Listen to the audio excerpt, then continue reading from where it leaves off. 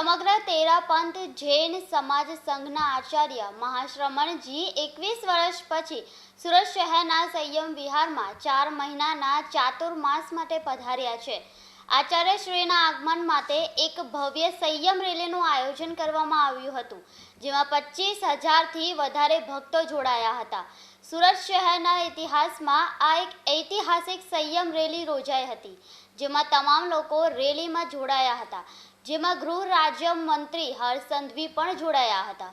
21 વર્ષ બાદ આચાર્ય શ્રી સુરતમાં પધાર્યા છે, જેમાં હજારોની સંખ્યામાં જૈન સમાજના પૂજ્ય મહાશ્રમણજી સાધુ સાધ્વીજી ભગવતો જોડાયા હતા.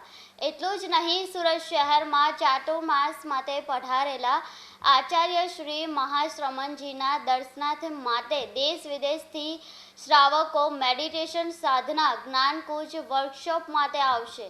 1 લાખ સ્ક્વેર ફીટમાં બનાવેલું સંયમ વિહારમાં દરરોજ 15,000થી વધુ શ્રાવકો આચાર્યશ્રીના પ્રવચન માટે પધારશે.